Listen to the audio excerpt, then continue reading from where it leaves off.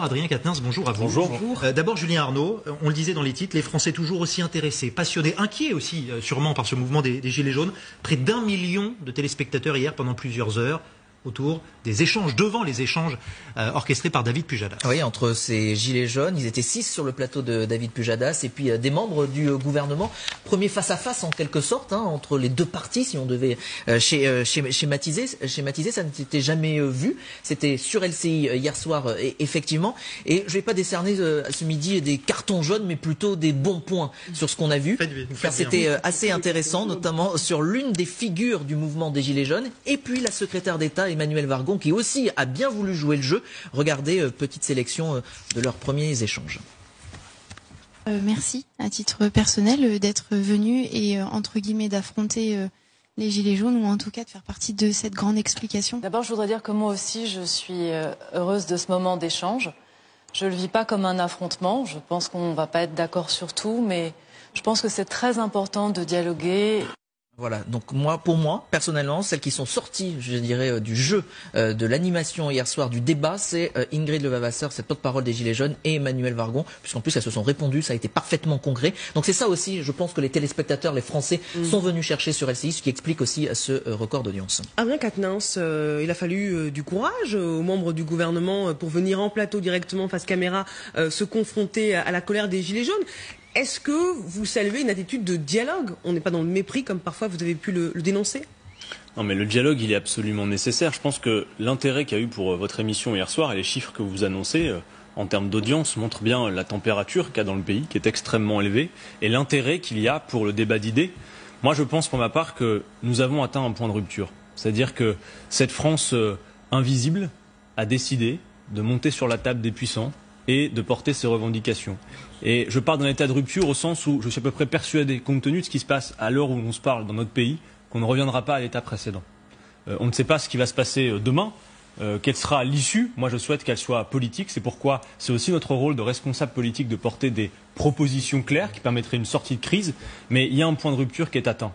Parce que le socle commun des mobilisations des Gilets jaunes partout, et sur bien des thèmes, au-delà même simplement de la question fiscale, c'est le deux poids, deux mesures permanent. Vous nous dites que quoi qu'il arrive, quoi que le gouvernement annonce, il ne pourra pas apaiser la colère des Gilets jaunes? En tout cas, ce qu'il y a de clair, c'est que le gouvernement devrait annoncer quelque chose à l'ampleur de la situation, à la hauteur de la situation, c'est-à-dire pas quelques mesurettes sur un coin de table, mais bien une grande bifurcation. Vous savez, puisque la taxe carbone était prétendument là pour faire la transition écologique, alors que les gens ont bien compris qu'il n'en est rien, puisque seulement 19% des recettes supplémentaires de ces taxes vont s'allouer à la transition écologique, le gouvernement ferait bien de se souvenir de la leçon qu'il a reçue de Nicolas Hulot au moment de sa démission. Parce que Nicolas Hulot avait alerté à ce moment-là en disant « si la toile de fond reste la même, si le modèle reste la concurrence libre et non faussée, l'austérité budgétaire imposée par Bruxelles, nous n'y arriverons pas. » Eh bien, c'est à ce point-là que nous en sommes, avec également ce fait que beaucoup de Français, les Gilets jaunes, c'est pour l'essentiel, moi je le vois en étant dans la mobilisation, c'est la France qui travaille pour beaucoup et qui, malgré ses efforts considérables, qui se lève tôt le matin pour conduire ses gosses à l'école, qui souvent n'a d'ailleurs pas d'autre choix, alors qu'elle pourrait le souhaiter, que sa voiture individuelle pour se déplacer, eh bien, voit qu'elle paye, elle porte tout l'effort sur son dos. Alors que dans le même temps, les plus gros industriels pollueurs ne sont pas embêtés, il y a des niches fiscales anti-écologiques sur le kérosène, donc ce deux poids deux mesures, et l'injustice fiscale, parce qu'on a beaucoup parlé, on va continuer à en parler, Adrien, mais on a beaucoup parlé du problème du consentement à l'impôt. Moi, ce que je perçois, c'est pas un problème de consentement à l'impôt en tant que tel, c'est un problème d'injustice fiscale. C'est le fait de voir que c'est la classe moyenne qui porte tous les sacs sur son dos aujourd'hui. Adrien Quatennens, on va poursuivre nos échanges. Le dialogue, il a donc commencé, la grande explication hier soir sur le plateau d'LCI. Il se poursuit aujourd'hui à Matignon.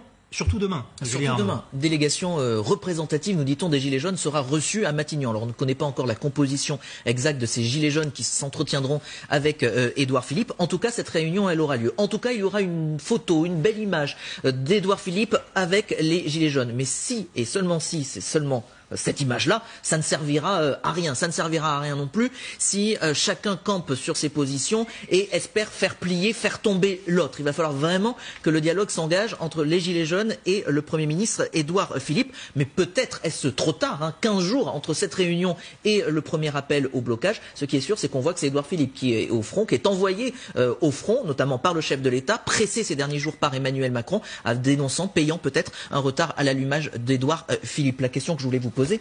Un, c'était est-ce que pour vous c'est trop tard finalement, cette réunion et cette rencontre? Et de deux, est-ce que dans l'ensemble de l'exécutif du gouvernement, il n'a pas manqué un peu de sympathie, un peu de bienveillance, de considération à l'égard des Gilets jaunes, juste dans les mots, dans la forme? C'est clair qu'on regarde l'interview du Premier ministre, c'était hier, je crois, hier matin, on voit bien qu'il y a une inflexibilité qui pose même la question de savoir si le thermomètre de l'exécutif est en panne ou pas. Parce qu'on a l'impression qu'ils ne prennent pas la mesure de ce qui est en train de se passer. D'ailleurs, si vous regardez, il y a des mesures simples en fait qui pourraient permettre tout de suite de faire en sorte de faire baisser cette température. Parmi les revendications, il y a souvent, on l'entend dans toutes les mobilisations, c'est vraiment l'ISF. La question de l'ISF, parce qu'elle a une lourde charge symbolique. Ça a été l'un des premiers faits budgétaires d'Emmanuel Macron. C'est votre grand argument, il faut rétablir l'ISF, c'est quoi, 3 milliards 4 ? Parce que quand vous regardez le rétablissement de l'impôt sur la fortune, l'impôt sur la fortune, sa suppression, sa transformation a été jugée comme injuste. Les gens n'ont pas demandé qu'on supprime l'ISF. C'est un cadeau mais fait sans est-ce contrepartie. que c'est si simple ? Mais attendez, je termine du coup, si vous me permettez. C'est que les gens ont compris que en remplissant leur réservoir, alors qu'ils n'ont pas d'alternative, parce que nous souhaitons qu'ils aient des alternatives, eh bien en fait ils ne financent pas la transition écologique, ils financent un budget qui consiste pour l'essentiel à redistribuer à ceux qui ont déjà le plus. Donc ça, ils le voient bien. Emmanuel Macron pourrait choisir, puisqu'on est en plus en pleine séquence budgétaire à l'Assemblée. Attendez, s'il vous plaît, sinon... Oui. Il pourrait décider de rétablir l'ISF et de renoncer à cette hausse des taxes. Et après, il y a des propositions à long terme à faire. J'en pose qu'une sur la table. Je voudrais rebondir sur l'ISF parce que est-ce qu'il faut opposer aussi simplement la classe moyenne aux plus riches? Et là, je parle sous contrôle de François-Xavier Plétry. Est-ce que si on rétablissait l'ISF, est-ce que ça n'engendrerait pas une fuite des plus riches qui contribuent aussi à l'impôt? Non, mais ça ne marche pas. Quand vous regardez, y compris ceux qui étaient assujettis à l'ISF, il n'y a pas de départ. C'est faux. Enfin, cette histoire-là ne fonctionne pas. C'est faux. Ça a une lourde charge symbolique. C'est pas tout à fait vrai, mais surtout, l'ISF c'est évidemment extrêmement politique. Mais quelle est la balance? Si vous voulez, demain on supprime l'ISF, quel est l'impact pour les Gilets jaunes le lendemain? Absolument aucun. Puisque c'est à peu près 4 milliards. La transformation de l'ISF, c'est à peu près 4 milliards. C'est à peu près l'équivalent de cette hausse des taxes, si vous voulez. Donc la balance, elle est à ce niveau-là. Mais on pourrait imaginer des choses. C'est une taxe sur on la pourrait imaginer des transition choses plus importantes. Toujours en matière fiscale, regardez. Si on considère que le principal problème, c'est l'injustice fiscale. Moi, je pose une proposition sur la table. Aujourd'hui, on a 5 tranches d'impôts dans ce pays. Ce qui fait que l'impôt est essentiellement concentré, je le disais à l'instant, sur les classes moyennes.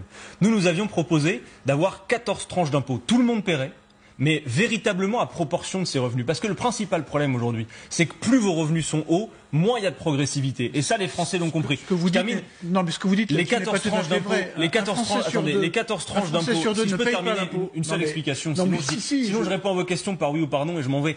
Les 14 tranches d'impôts que nous proposons, ça permettrait à toutes celles et ceux qui gagnent moins de 4 000 € par mois, et ça fait beaucoup de monde dans ce pays, de payer moins d'impôts. Le problème, c'est l'injustice fiscale. C'est le 2 poids, 2 mesures. Et nous l'avons dit, il n'y a pas d'ordre social possible sans justice sociale. Et c'est bien ça le problème principal. Vous savez bien que l'impôt sur le revenu, 10% de ceux qui le payent pour 80% de l'impôt. Et un Français sur 2 ne le paye pas. Donc c'est pas le problème. Moi, ça n'est pas l'impôt sur le revenu. Tout le monde paye, monsieur. Je souhaiterais que tout le monde paye, mais réellement à proportion de ses revenus, ce qui n'est pas le cas aujourd'hui. Le problème, c'est peut-être aussi ce sentiment, et c'est ce qu'on a perçu hier en regardant la grande explication parfois.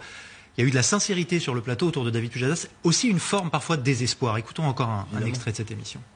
On en a marre d'avoir des 20 € par-ci, des 30 € par-là, je vais te donner 20 € par chèque énergie par nana. On en a marre, on veut le voir sur le salaire, sur la fiche de paye. C'est tout ce qu'on veut. 20 €, on se fiche de moi. La colère, du désespoir, ça, on a l'impression, excusez-moi, mais que personne, parti politique, syndicat confondu, est capable de vraiment y répondre. Mais si, évidemment, il y a des propositions d'ampleur à faire pour ça. Et moi, je veux le dire, à la fois en termes de meilleure répartition de l'effort fiscal, mais aussi, c'est nécessaire, l'augmentation des salaires, la hausse du SMIC. Il y a un moment que ça n'a plus été fait.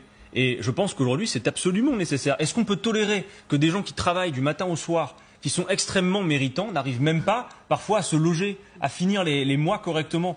Il y a vraiment un point de rupture qui est dû au fait que la situation n'a que trop duré.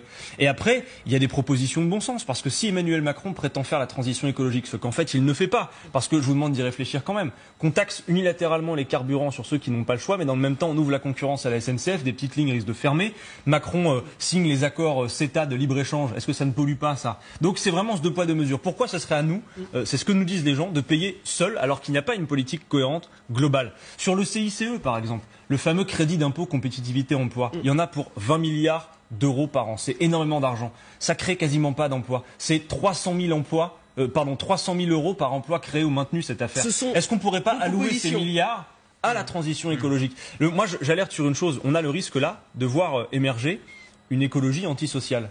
Alors que le défi climatique nous met toutes et tous au pied du mur et il nous faut une écologie populaire, que tout le monde s'y mette et puisse s'y mettre. Voilà pour vos propositions sur votre place, la place des politiques, samedi, éventuellement, sur les Champs-Élysées. Jean-Luc Mélenchon a annoncé dès ce matin que lui, peut-être vous aussi, j'imagine, serait aux côtés des manifestants samedi. On l'écoute. Vous y serez, vous, samedi, sur les Champs? Oui, mais je m'arrange pour que ma présence soit le plus, efficace possible. C'est-à-dire que j'évite les concentrations de caméras autour de moi. Et alors la réponse, Adrien Quatennens, de l'une des figures du mouvement des Gilets jaunes, Jacqueline Moreau. Je pense qu'au niveau des partis politiques et des personnalités politiques, ils ont beaucoup de mal là à se raccrocher à une branche, parce qu'en fait le terrain est complètement lisse.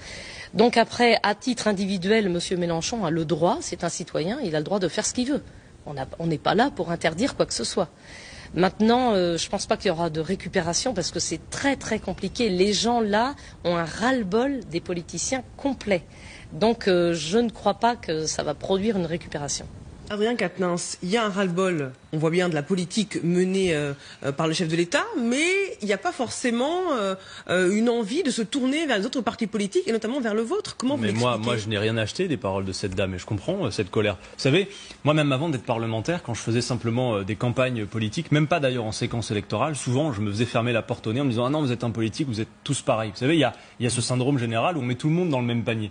Et c'est vrai que quand on mène un combat d'idées comme celui que je mène et qu'on le fait avec vertu et honnêteté, c'est parfois compliqué de se faire enfermer dans cette même case que tout le monde. Mais c'est à nous d'en faire la démonstration, parce que si on en est arrivé à cette situation, c'est bien qu'il y a eu des promesses trahies, des gens qui ont cru en la politique et qui se sont sentis floués.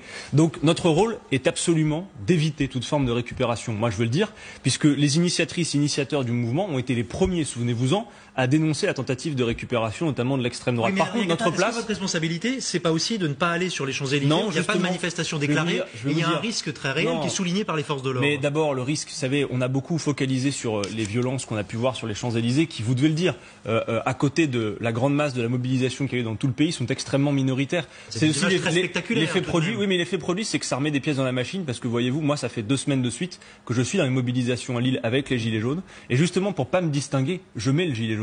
Qui serais-je pour venir et me distinguer d'eux? Oui, mais vous ne répondez pas à ma question sur savoir si vous n'ajoutez pas du risque au risque. Non, on n'ajoute pas de risque. Vous savez, les Gilets jaunes, l'immense majorité, l'écrasante, ne s'est absolument pas reconnue dans les images que la plupart des médias ont diffusées pendant tout le week-end, qui étaient uniquement ceux des violences. Et moi, je vais même vous dire, à Lille, les gens venaient me voir en me disant « Monsieur Quatennens, donnez-moi des informations sur ce qui se passe à Paris, parce que nous refusons d'être associés à ces violences. » Donc, quelque part, et y compris le gouvernement a tenté de ramener tout le mouvement aux quelques violences minoritaires, clairement, pour plein de gens. Ils se disent, mais c'est pas nous ça. Donc nous, on va l'enfiler. Donc si demain, si samedi ça dégénère encore, ce sera la faute à qui? Non, mais pourquoi? Attendez, nous souhaitons, et nous sommes toujours, quand nous participons à des mobilisations, les garants du fait que ça se passe dans le bon ordre. Là, il vous aura pas échappé que nous ne sommes pas organisateurs, mais nous sommes des facilitateurs, des accompagnateurs. Vous voyez, il y a des endroits où les gens ne savent même pas que pour déclarer une manifestation, il faut déposer un papier en préfecture. Eh bien, le rôle que nous avons, nous, c'est pas de faire de la récupération, c'est de les accompagner, leur dire voilà comment on peut faire, comment on peut vous aider. Adrien Quatennens, vous restez avec nous. Pour ne rien arranger à cette colère, François-Xavier Pietri, le mois de janvier qui se profile à tous les aspects d'un mois à haut risque pour nos finances. Oui, alors vous avez déjà subi la hausse des prix à la pompe sur le fuel, les carburants, etc. Eh bien, dans quelques jours, vous aurez celle de l'électricité. Ça, c'est un peu la nouveauté, le nouveau caillou dans les chaussures du gouvernement. La commission de régulation de l'énergie va faire ses préconisations et elle propose une hausse, a priori, comprise entre 3 et 4% de l'électricité. Ça concerne quand même 25 millions de foyers. En fait, vous vous souvenez qu'on avait dit à tout le monde qu'en ouvrant la concurrence, les prix diminueraient? Ah ben là, en l'occurrence, c'est justement à cause de la concurrence européenne que les prix montent. C'est en tout cas comme ça que la Commission l'explique. Jusqu'à présent, on l'avait plutôt échappé à la hausse. Regardez ce qui s'était passé en 2018, plus 0,7% en février, moins 0,5% au mois d'août. Vous voyez, ça s'était équilibré. Alors, le gouvernement peut refuser, peut dire non. Oui. Il l'a déjà fait plusieurs fois. Oui. Sauf qu'en général, le Conseil d'État, du coup, qui est saisi par les privés, le contredit et s'est rattrapé par la suite. Ça veut donc dire, toute logique, que ça va encore être très dur pour le pouvoir d'achat des Français. Alors, il y a quand même une bonne nouvelle dans tout cela. Au mois de janvier, c'est la baisse des prix du pétrole qui a commencé depuis quelques semaines et qui pourra avoir un impact. Le problème, c'est que à cause des taxes qui ont été mises en place, l'impact de cette baisse se fait sentir de façon assez particulière. Regardez, j'ai fait des calculs depuis le 12 octobre, c'est-à-dire depuis le plus haut des prix de l'essence de cette année. Le prix du sans-plomb a baissé de 12 centimes, mais celui du gazole de 8 centimes seulement. Et regardez, malgré la baisse des prix des carburants, eh bien vous avez aujourd'hui un gazole qui est exactement au même prix que celui du sans-plomb. Ça veut dire que la facture énergétique, quoi qu'il se passe, va rester quand même assez lourde. Vous avez oublié le prélèvement à la source au mois de janvier aussi. Eh bien, je vais justement y venir, puisque... Parce qu'il n'y a pas de miracle à attendre sur les salaires, nous dirons. Voilà. Alors là, il y a la hausse légale. Il va quand même y avoir une hausse du SMIC qui est de 1,6% à peu près. Donc on est au niveau de l'inflation. SMIC horaire... C'est la hausse légale, sans coup de pouce supplémentaire. Mais Édouard Philippe a prévenu, pas de coup de pouce sur le SMIC. En revanche, les Français vont effectivement avoir enfin l'impact psychologique du prélèvement à la source sur leur fiche de paye. Et ça, évidemment, c'est la grande inconnue. Je vous donne juste un indicateur. En novembre, le moral des ménages en a pris un coup. Il est tombé au plus bas depuis 3 ans. Ça remonte à 2015. Vous voyez, donc c'est quand même assez douloureux. Spirale infernale, Adrien Quatennens. Mais si vous voulez, l'affaire de la taxe sur les carburants a été vraiment la goutte d'eau qui a fait déborder un vase déjà plein. Les complémentaires santé augmentent. Les tarifs de l'énergie augmentent alors qu'on nous avait promis par idéologie que l'ouverture à la concurrence mécaniquement ferait baisser les prix. Donc, à un moment donné, ça fait des dépenses contraintes pour des petits revenus qui sont énormes chaque mois. Il y a quand même à côté de ça la baisse des salaires qui c'est quand même la baisse des fiches de paye. Non mais regardez, même sur cette affaire-là, la taxe d'habitation. L'un des arguments principaux actuellement sur la hausse prétendue des salaires, c'est de dire on a diminué, voire supprimé les cotisations sociales. Oui. Mais moi j'alerte sur une chose, c'est que dans le consentement à l'impôt et aux cotisations, il y a beaucoup de gilets jaunes qui disent ça, il y a le retour sur investissement. Ils nous disent, moi je veux bien payer des impôts, si par ailleurs mes services publics ne ferment pas, etc. Mais alors cette affaire des cotisations sociales, oui, effectivement, votre salaire net va augmenter de quelques dizaines d'euros, mais vos cotisations sociales, elles financent des choses, elles financent des prises en charge en termes de santé, etc. Donc les Français vont bien voir qu'en fait, à part récupérer quelques dizaines d'euros d'une poche, à côté ce sera des prises en charge de moins. Non, ce qu'il nous faut vraiment c'est changer de paradigme et pour ça il faut des propositions extrêmement ambitieuses et je pense que le gouvernement ne prend pas la mesure de la situation. On a entendu vos propositions, justement. J'aimerais qu'on termine par votre bloc-notes, Julien Arnaud. Oui, avec une déclaration d'abord celle de Marine Le Pen, la présidente du Rassemblement National, très remontée sur Europe 1 ce matin. Marine Le Pen qui avait déjà demandé la démission de Bernard Cazeneuve, la démission de Gérard Collomb et, aux surprises, la démission de Christophe Castaner. Et excusez-moi de vous dire que le bilan des différents ministres de l'Intérieur ont été extrêmement mauvais. Donc aujourd'hui, vous demandez la démission de Christophe Castaner. Puisque le ministre de l'Intérieur, non seulement ne fait pas son boulot, il tape sur le peuple, il fait taper sur le peuple français, et en plus, il fait de la politique politicienne en accusant faussement et malhonnêtement un adversaire politique. Donc vous demandez sa démission. Si je puis me permettre, lui c'est le summum, quoi. Adrien Quatennens, est-ce que vous aussi, vous réclamez la démission de Christophe Castaner? Non, mais moi, je crie pas au loup à réclamer la démission de tout le monde. Par contre, j'ai entendu que, pareil, on entend chanter dans tout le pays, et c'est inédit, Macron démission. Et ça, pour moi, c'est aussi un signifiant politique. Je vous résume lequel, l'avis que je m'en fais. C'est que reviennent en boomerang les circonstances particulières de l'élection présidentielle. Emmanuel Macron, souvenez-vous-en, au lendemain de l'élection présidentielle, disait lui-même « Je suis le fruit d'une effraction ». C'est-à-dire qu'il sait que les circonstances particulières d'un vote au second tour face à Marine Le Pen font que beaucoup de gens, énormément, sont allés voter Emmanuel Macron, ni par enthousiasme pour sa personne, mais et encore ça veut moins... dire qu'il n'est pas légitime. J'ai jamais dit ça, et vous me le ferez jamais dire. Voilà, d'un point de vue institutionnel, il est légitime. Néanmoins, il n'a pas d'assise populaire. Les gens n'ont pas sauté d'enthousiasme pour le programme libéral qu'il mène. Et je pense que c'est ce qui explique qu'un an et demi seulement après son accession au pouvoir, il y ait ce point de rupture. Ça tient bien au fond et aux grandes trajectoires politiques qui sont finalement d'une profonde continuité. Julien Arnaud. Deuxième petite déclaration du matin. On parle beaucoup d'écologie. Alors, Gabriel Attal, vous, quel est votre geste pour la planète? Écoutez le secrétaire d'État, France Inter. Je trie mes déchets, même si je j'ai pas beaucoup de temps chez moi où je consomme, j'ai pas beaucoup de temps. Et si j'ai mis des multiprises sur tous mes appareils électroniques, comme ça, je peux éteindre les appareils plutôt que de les mettre en veille. Une télé, je crois, en veille, ça consomme autant qu'une lampe allumée toute l'année. Gabriel Attal était notre invité. Merci à vous. Belle journée à vous. Voilà, super, comme dit Léa Salamé. C'est tout pour aujourd'hui. Jeudi 29 novembre, on le signale, c'est Jacques Chirac qui fête ses 86 ans. Merci Julien Arnaud et merci Adrien Quatennens, député du Nord de la France Insoumise, d'être venu dans LCI Midi.